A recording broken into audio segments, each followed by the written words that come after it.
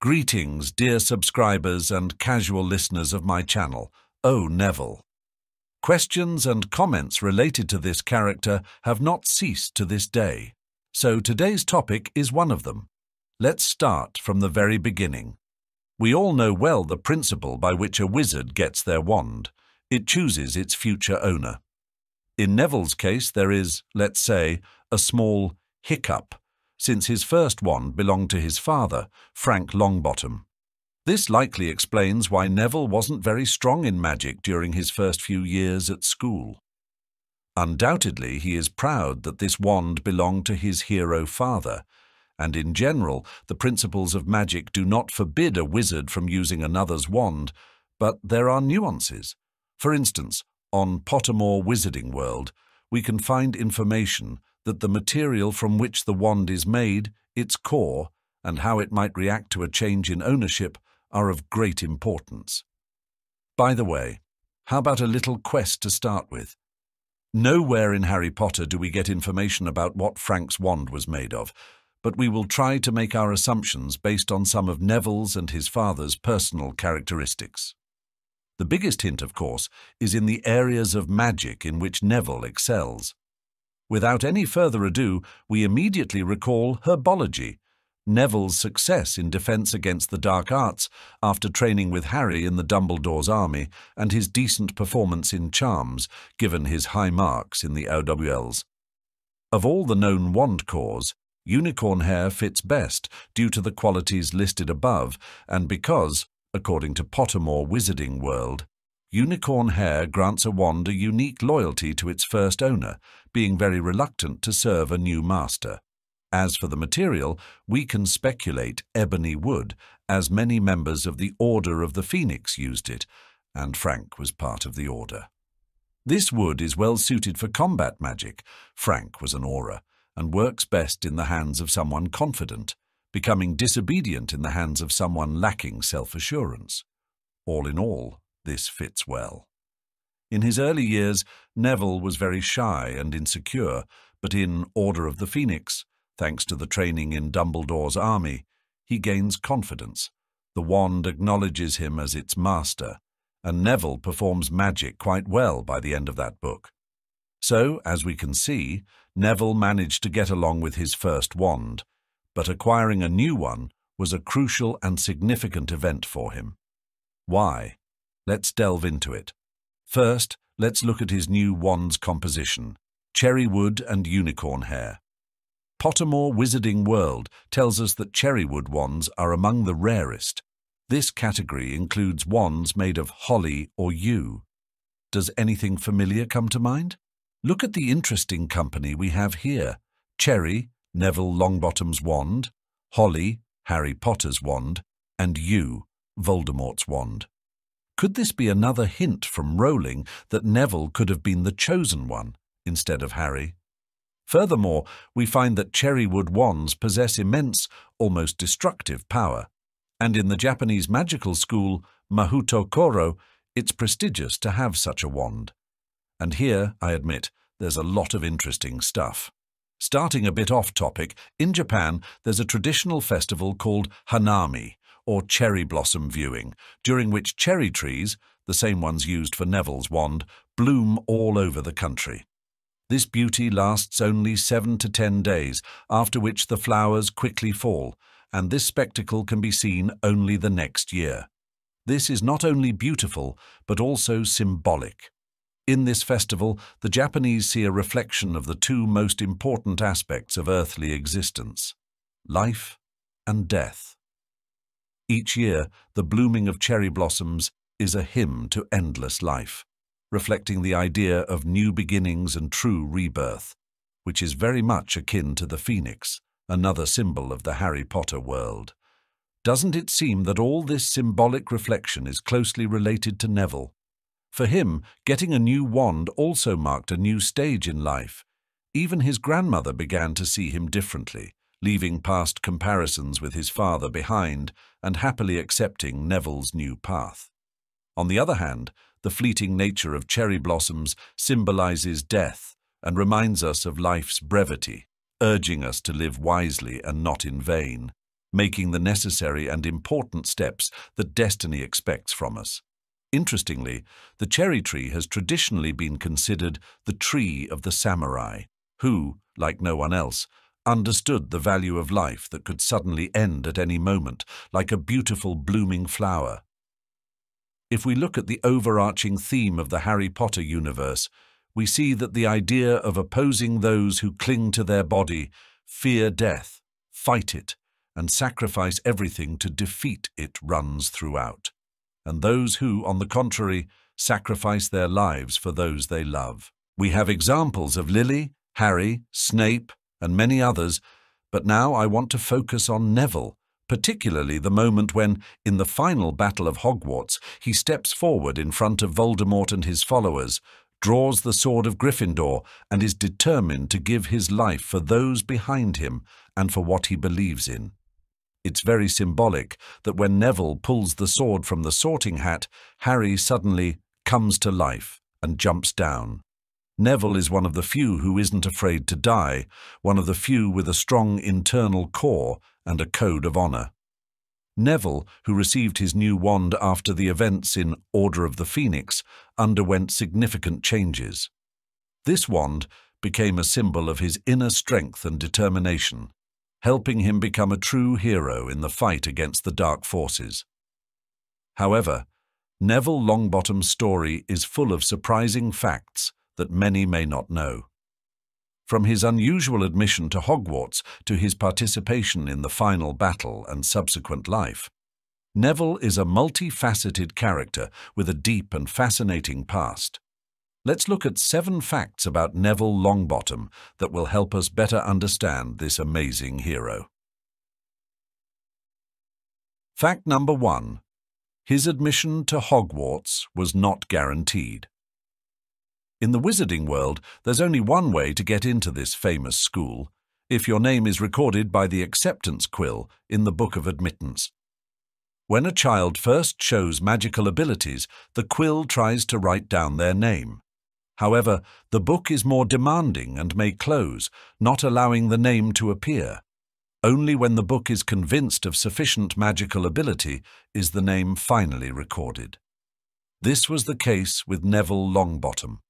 Right after his birth, the quill tried to write his name, but the book remained closed. Little Neville did not show any special abilities, and his future in the magical world was in question. His relatives worried he might be a squib, devoid of magical powers. Neville himself felt insecure and often wondered if he could become a true wizard. The decisive moment came when Neville's great-uncle Algy Longbottom decided to conduct an unusual test. He threw Neville out of a window, hoping the boy would show magical abilities and save himself. To everyone's surprise, Neville not only survived, but landed completely unharmed. This incident made the book recognize him as a future Hogwarts student. The book was convinced Neville had the necessary qualities and wrote his name down. Recalling this event, Neville said, "I don't remember how it happened. I only remember being scared at first, then feeling something catch me, and I gently landed on the ground." This moment became a turning point in his life, confirming that real magical abilities were hidden behind his modest exterior. Thus began Neville Longbottom's journey to Hogwarts. For a long time, he was considered weak and clumsy, but the window incident proved otherwise. Neville gradually revealed his potential, showing that true abilities sometimes appear in the most unexpected situations. Fact number 2. Neville asked to be sorted into Hufflepuff. Before entering Hogwarts, he was frightened by Gryffindor's reputation as the House of the Brave. He thought he could never meet the expectations and demands of this legendary house. In his heart, Neville considered himself completely unsuitable for Gryffindor and dreamed of the peace of Hufflepuff. When the moment of sorting came, Neville nervously put on the sorting hat. He was sure his place was in Hufflepuff. "Not Gryffindor," he whispered to the hat, just as Harry Potter had once done. But the hat sensed his inner strength and determination hidden behind his insecurity. Thus began their long argument. Neville insisted on his choice. He was close to becoming one of those rare students whose sorting took more than 5 minutes. Like Hermione Granger, the hat hesitated, trying to understand where the boy would fit best. Neville's internal struggle was obvious. He wanted peace, but the hat saw potential for something greater. The sorting hat did not agree with his request. "You are braver than you think," it whispered, making its decision. Against Neville's wishes, the hat sent him to Gryffindor. This moment became pivotal in his life, as it was in Gryffindor that Neville found true friends and began to uncover his hidden abilities. From the start, Neville had a hard time accepting his place in Gryffindor. He felt out of place among the brave and bold. However, over time, he realized the hat had made the right choice.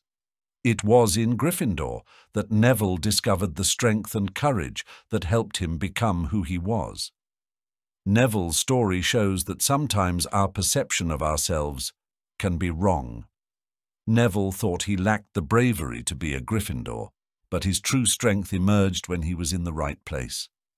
The sorting hat did not make a mistake, and Neville Longbottom became one of the most respected and courageous wizards of his time. Fact number 3. Neville Longbottom might have been the last person to buy a wand from the famous Ollivander. After the events of the Order of the Phoenix, Neville desperately needed a new wand. His old wand, inherited from his father, was destroyed in the Battle of the Department of Mysteries. Neville showed incredible bravery and determination fighting the Death Eaters, and his grandmother, Augusta Longbottom, was thrilled by his heroism. "I thought Grandma would be angry," Neville recalled, "but she was happy instead.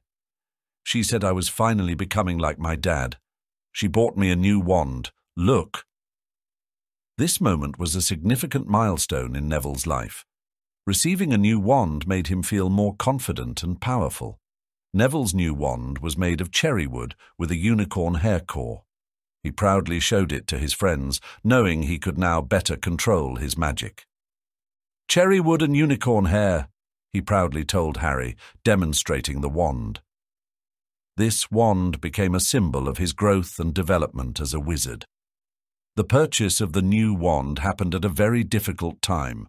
Voldemort and his followers were becoming more active, and the wizarding world was growing more dangerous. Neville and his grandmother managed to buy the wand from Ollivander literally the day before he was kidnapped by Death Eaters. This fact makes Neville's purchase even more significant and symbolic. Ollivander was kidnapped on Voldemort's orders, who hoped to use his knowledge for his dark purposes. The wandmaker disappeared for a long time, and many wizards were worried about his fate. This event added even more fear and tension to the wizarding world. For Neville, it became a reminder of how dangerous the times had become. The wand, bought at such a moment, became not only a tool, but also a symbol of survival and hope. Neville understood that his new wand was one of the last created by the hands of the Great Master. This gave him even more strength and confidence in his actions. Fact number 4. In his first year, Neville didn't earn any points for his house, except the final 10. His first year at Hogwarts was full of challenges. Neville was a clumsy boy, raised under the strict supervision of his grandmother, Augusta Longbottom. She had high expectations for him, but her strictness only added to his insecurity. Neville's relatives had long doubted his magical abilities, considering him a squib, a non-magical person born to magical parents. These doubts weighed heavily on Neville. He felt he had to prove his worth, but constantly faced failures. Often losing his toad Trevor, forgetting spells, and tripping over flat surfaces, Neville seemed incapable of meeting Gryffindor's standards. Every day was full of challenges he tried to overcome, but the results were modest.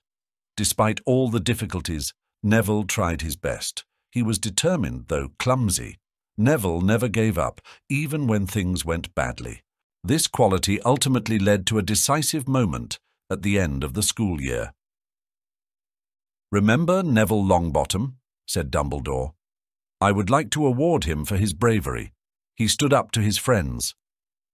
These words from the headmaster confirmed how far he had come. Throughout his first year, Neville earned only 10 points for his house. This might seem like a negligible amount for an entire year, but these points became crucial for Gryffindor's victory in the House Cup. At the end of the year, thanks to these points, Gryffindor surpassed Slytherin and won the cup. It was a triumphant moment for Neville and the entire house.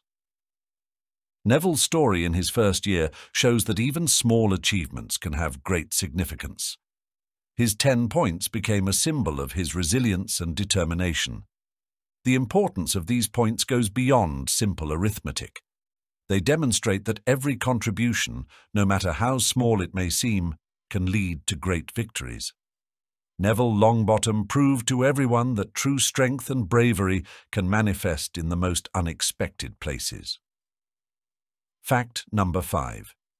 In the Department of Mysteries, Neville destroys all the time-turners. His participation in the Order of the Phoenix became an important milestone in his life. It was at this moment that Neville finally transformed into a true Gryffindor. He joined Dumbledore's army and began training in the Room of Requirement under Harry Potter's guidance. These trainings helped him develop his magical abilities and gain confidence. During the Battle of the Department of Mysteries, Neville showed himself as never before. Along with Harry, Hermione, Ron, Luna, and Ginny, he infiltrated the Ministry of Magic to save Sirius Black. But they were confronted by Death Eaters. In this intense battle, Neville displayed courage and determination, fighting alongside other members of the army. One of the most significant moments of this battle was the destruction of the Time-Turners. When the battle intensified, Neville found himself in the Hall of Prophecy with the Time-Turners. The Death Eaters tried to use these artifacts for their dark purposes. Neville, realizing the danger, made a bold decision to destroy them. He cast a spell that shattered all the Time-Turners in the hall. "We have to stop them," Neville said, pointing his wand at the Time-Turners. His resolve and willingness to take risks to save others became a true display of Gryffindor bravery. A flash of light illuminated the hall, and the Time-Turners turned into shards. This moment showed how much Neville had grown as a wizard and as a person. The destruction of the Time-Turners had enormous significance for the entire wizarding world. These artifacts could have been used to alter the course of history, and their destruction prevented many potential disasters. Neville understood this and acted quickly and decisively. His action became an example for all who fought against dark forces. Neville's story in the Department of Mysteries is an example of how an ordinary boy, once considered weak, turned into a hero. His courage and determination helped save many lives and prevent great calamities.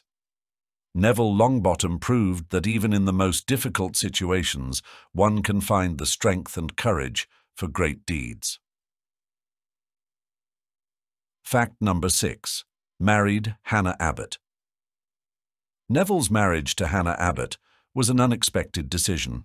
Many fans assumed Neville would end up with Luna Lovegood. Their friendship at school was noticeable, and many saw them as the perfect couple. However, J.K. Rowling decided otherwise, giving Neville a different fate. Neville married Hannah Abbott, a Hufflepuff prefect and member of Dumbledore's army. Hannah was one of those who fought alongside Neville in the final battle for Hogwarts. Her bravery and dedication did not go unnoticed. She was as determined and courageous as he was. Their relationship developed amid shared struggles and trials. After school, Hannah became the owner of the Leaky Cauldron. This was an unexpected career move, but she managed the establishment perfectly. Under her management, the Leaky Cauldron became an even more popular spot among wizards. Neville supported her in this endeavour and often visited. But Hannah did not stop there. Her dream was to become a healer, and she planned to work at Hogwarts. Her caring nature and desire to help others made her perfect for this profession. Neville always admired her ambition and supported her. Together, they made a wonderful couple, united by common values and goals. Their marriage became a symbol of strength and unity. Together they went through a lot, and their union was filled with love and mutual support.